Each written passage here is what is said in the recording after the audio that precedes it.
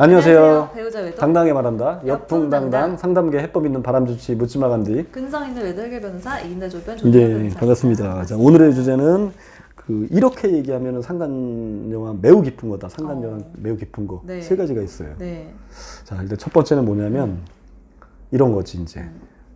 이건 이제 깊은 거냐 안 깊은 거냐예요. 네, 이게 네. 바람이냐 아니냐가 아니야. 네. 바람이 났는데 정말 깊은 바람인지 그냥 엔조이성 그냥 적당한 정도의 깊이인지 굉장히 깊은 건지는 이 멘트에서 갈리더라. 제 15년 동안 상담하면서 온갖 그 케이스를 보면서 이게 통계상. 네. 자, 첫 번째는 정리하는 중이다. 이렇게 얘기하는 건 굉장히 깊은 거예요. 정리하는 중이다. 어떻게 바로 끊을 수가 있겠니? 뭐 이런 거 있잖아. 아류 멘트가 있지. 네네네. 시간을 좀 다오.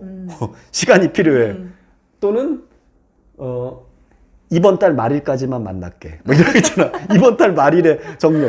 굉장히 깊은 거다. 진짜. 그러다 또 들킨 거예요. 네. 또 만난 거야. 네, 안 만난다고 했는데.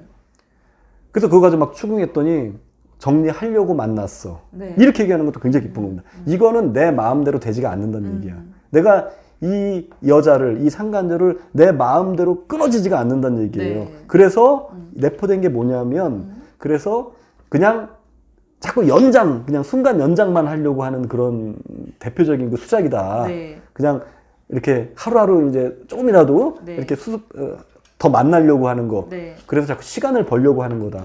그래서 이렇게 얘기하는 경우가 깊지 않은 경우가 없었다. 네. 그리고 깊이는 다시 한번 얘기하지만 그 기간과는 전혀 무관합니다. 맞아요. 뭐 한두 달 만나도 깊은 거는 굉장히 깊은 맞아요, 거고, 맞아요. 뭐 1, 2년 만나도 그다지 안 깊은 거, 그냥 엔조이성 있는 경우가 있고. 그리고 두 번째도 뭐가 있겠습니까? 이혼 요구 하는 경우? 아이, 그 너무 일반적이잖아요. 그거는 이혼 요구는 그렇지, 그지. 근데 약간 이런 멘트에서 찾아야 돼. 에이, 멘트. 뭘까요? 옛날 자료를 좀 뒤지고 계시는데 옛날에 옛날 했던 자료 거에서 없어요. 이거지. 걔는 건드리지 마. 아. 걔는 건드리지 마. 내 잘못이야. 내 탓이다. 이거 굉장히 깊을 때 나오는 거. 네. 이거 정신적으로 깊을 때. 그 여자를 엄청나게 케어하고 보호하려고 하는 거다. 그래서 내가 독박 쓰겠다. 그리고 여기에 내포된 게 있지. 이거는 이거죠. 그 여자를 건드렸을 때 네가 내 아내가 그러니까 그 상간녀를 치게 되면 내가 엄청난 타격을 받는다는 얘기예요. 왜냐면 나를 건드리면 네. 나는 내 아내를 잘 알기 때문에 뭐 몇 대 맞아도 돼. 네. 그리고 빌어도 되고 네. 또는 내가 뭐 가스라이팅 할 수도 있고 심지어 뭐 아내를 가지고 요리를 내가 할 수 있어. 어쨌든 아내의 내가 마음을 다 아니까. 그래서 나는 내가 차라리 독박을 쓰더라도 나는 그 여자만을 지키겠다는 건 뭐냐면 나는 아내를 요리할 수 있지만 그 여자는 아내를 요리 못한다. 그 여자는 아내를 잘 모르기 때문에. 그래서 아내가 무섭게 걔를 치기 시작하면 걔가 떨어져 나가면 어떡하냐. 겁을 먹고. 그걸 굉장히 두려워하는 거예요, 마음속에. 그래서 그 여자가 떨어져 나갈까봐 두려울 때 하는 멘트가 걔는 건드리지 마. 다 나 때문이다. 내가 그런 거다. 이것도 약간 아류 멘트들이 있어요. 너 걔 건드리면 약간 이제 죄질이 안 좋은 인간들이 그렇게 하지. 네. 너 걔 건드리면 걔 가만히 있을 것 같아? 네. 걔 우리 애들도 건드린대. 이렇게 해서 겁 확 주는 거야, 아내한테. 맞아요. 절대 넘어가지 마시라. 전쟁은 상대방이 그 적이 싫어하는 방식으로 하는 게 전쟁이다. 베트남전도 그렇게 해서 이긴 거거든요, 미군을. 미군이 제일 싫어하는 방식으로 게릴라전으로 들어간 거거든. 땅 파고 들어가면 굴로 들어가잖아. 땅을 파는데 그 베트남 어깨가 좁잖아, 베트남 사람들이. 베트남 사람들 어깨 다 좁잖아요. 보면 이렇게 맞아요. 체구가 작아. 어깨가 좁아. 어깨가 좁으면은 작은 구멍에 다 들어갈 수 있는 거거든. 네. 옛날에 통아저씨가 어깨가 좁잖아요. 통아저씨가 통에 들어가잖아. 통아저씨 모릅니까? 알아요. 있어, 2000년 초반에.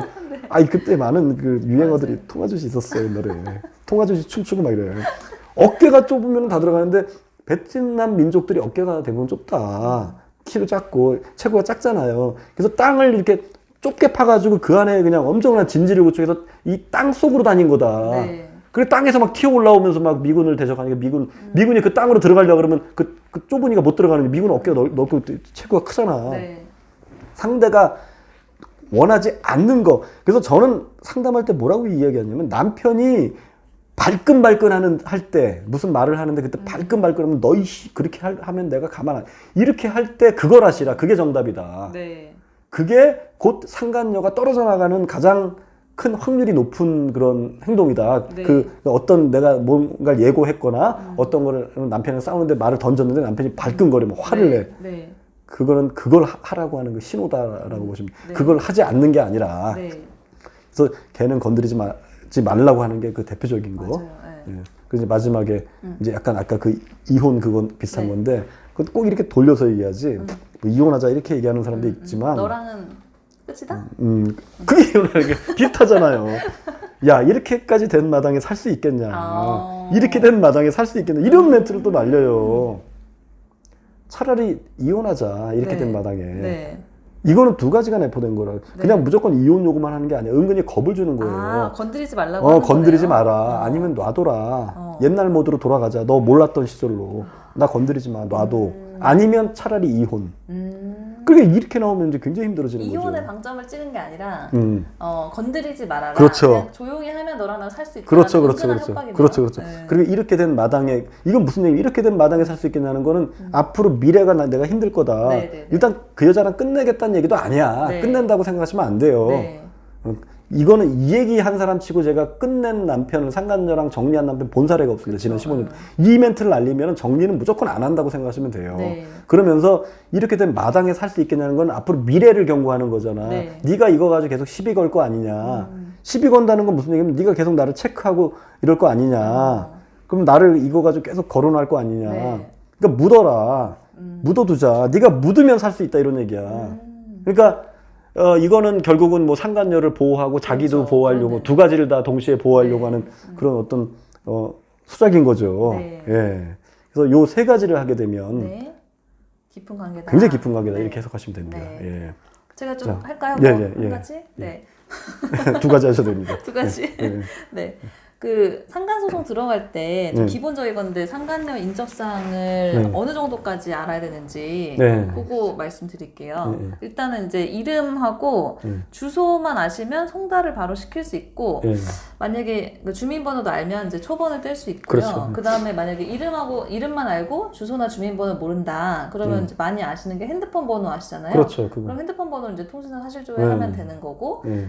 그리고 통신사에 사실조회할 때 이름을 몰라도 돼요. 예. 네, 이름을 몰라도 이제 알 수 있는 거고. 예. 그리고 만약에 차량 번호만 아는 경우가 있어요. 예. 인적사항을 모르고 차량 번호만 아는 경우에도 가능해요. 오, 네, 그 그쵸. 차량 번호로 이제 그 국토교통부에 예. 등록된 소유자 명의를 조회해서 그렇죠, 인적사항 받아봐서 소송을 할 수 있고. 그렇죠. 이것도 다 모르고 이름만 알고 그럴 때 어떻게 해야 되냐. 이제 법원을 통해서 조회하면 조금 느리긴 한데 할 수 있는 방법이 여러 가지가 있거든요. 하나는 그 출신 학교를 검색해 보는 거예요. 출신 학교까지? 출신 학교와 졸업 연도, 뭐 동창인 경우 있잖아요. 상간자 중에 네. 남편이랑 뭐 아내랑 동창인데 바람이 났는데 이름 인적사항이나 주소, 전화번호 모르는데 학교랑 졸업 연도는 안다. 그렇지. 그거는 이제 동창일 경우 뭔가 연결고리가 있어야 되는 거네. 연결고리가 있는 경우. 남편과. 아니면 뭐 이제 요즘 SNS 많이 하니까 SNS에 자기 출신 학교를 적어놓는 경우가 있어요. 그렇죠, 그렇죠. 그런 경우에 학교에다 사실조회를 해보는 거예요. 이름하고 졸업 연도랑 해가지고 하면은 그게 또 정말 느리지만 나오긴 나오더라고요. 네, 그래서 고등학교에도 한번 해봤고 대학교도 한번 해봤는데 한 2, 3개월 만에 이제 조회를 받아서 소송을 진행했고 아니면 뭐 직장을 알고 이름하고 직장을 안다. 그럼 직장에 바로 송달을 시킬 수도 있지만 직장에 사실조회를 신청할 수 있거든요. 이 사람의 인적사항을 달라라고 해서 그거 회신 받고 회신 받은 정보를 기초로 해서 소송을 들어가는 경우도 있어요. 직장만 하는 경우도 많더라고. 네. 그래서 좀 애매해 하시는 분들도 있더라고. 직장만 안다. 이름도 모르고 이름은 알지. 이름과 직장 이름을 안다. 알아야 되지. 이름과 직장을 알면 근데 생년월일 정도는 좀 특정이 돼야 동명이인이 동명이 있을 수 있으니까 이제 특정될 수 있을 것 같고요. 근데 이름하고 직장을 알면 직장으로 바로 송달을 시키는 방법이 있고 직장에서 사실조회를 해서 인적사항을 확인한 다음에 그러니까 주민번호 같은 걸 다 확인한 다음에 소송을 진행하는 경우도 있는데 제가 권해드리는 건 조금 시간이 걸려도 인적사항을 다 확인하고 진행을 하는 거예요. 왜냐면 예전에 저희가 이름하고 직장만 가지고 그 직장을 바로 송달시켜가지고 소송을 진행한 적이 있었는데 소송 진행되는 중간에 여자가 퇴사를 한 거예요. 퇴사하면 이게 집행이 안 될 수가 그러네. 있어요. 네, 그럼 뭐 집행이 집주소라든지 다른 걸 또 알아야 되는데. 네, 주민번호나 이런 걸 알아야 전화번호도 강제 모르고. 집행을 하는데 전화번호도 모르고. 그냥 집행 불능이 됐는데 나중에 그렇지. 그거는 이제 그 여자가 돈을 안 주고 잠적을 해가지고 강제 집행 절차를 또 하면서 그 강제 집행 절차에서 인적사항을 확인했거든요. 근데 좀 되게 좀 고생하셨어요. 그 경우에. 그래서 처음에 들어갈 때 인적사항을 가능한 상세하게 확인하고 들어가는 게 좋고 뭐 여러 가지 방법이 있으니까 그거는 상담을 통해서 정하시면 될 것 같아요. 그러니까 네, 그렇죠. 이제 오케이 그렇게 좀 잘 정리하면 되겠네. 네. 일단 이제 법에서 하는 부분이라는 거고 이거는 네네네. 좀 느려요. 또 여러 가지 또 사적인 힘을 이용해서 할 수 있는 방법이 또 많이 있어. 빠르죠 그거. 빠른 게 많이 있어. 약간 불법과 합법의 경계를 넘나드는 건데 물론 저야 뭐 최대한 합법적인 방법을 알려드리는데 뭐 그런 방법도 많이 있으니까 네. 이제 법에서 하는 거는 그렇다. 네, 네. 근데 이제 법으로도 충분히 어느 정도는 이렇게 다 해준다라는 네, 네. 거를 좀 이해하시면 될 것 같습니다. 합법적으로 아내분 그 배우자분들이 하는 방법이 아파트에 가서 그 차량의 우편물을 보는 거는 이제 들어가서 보는 건 보는 괜찮잖아. 거는 주거침입 될 수 있거든요. 그러니까 들어가서 보는 거. 그래요? 그 문 안쪽에 바깥에 있는 게 아니라 근데 주거침입이 아닌 거 그래도 많이 명확하게 보는데. 아닌 거 네, 많이 몰래 봐. 고소를 안 해서 그런데 고소를 하면 또 그게 문제가 그래? 될 수 문제 될 수 있어요. 있어? 약간 위험한 경우에는. 그리고 이제 제일 안전한 거는 차량 아파트 앞에 그 차량이 주차돼 있는데 주차에 거기 전화번호나 이런 게 적혀 있잖아요. 그렇죠. 그거 보는 건 그거를 괜찮죠. 보는 거는 바깥으로. 전혀 뭐 불법은 아닌 거죠. 알겠습니다. 네. 예. 자, 오늘은 여기까지 하시고, 저희 그 여풍당당 바람취센터 그 카페 이제 뭐, 제가 쓴 칼럼, 뭐, 글, 또 뭐, 여러분들의 사연들 많이 있으니까, 약간 유튜브는 어떻게 보면 약간 일방향이잖아요. 그 카페는 이제 네. 여러분들과 이제 같이 뭐 댓글로도 대화 나눌 수 있고 네. 하니까, 거기서 많은 활동 부탁드릴게요. 다음 시간에 또 봬요. 안녕. 네.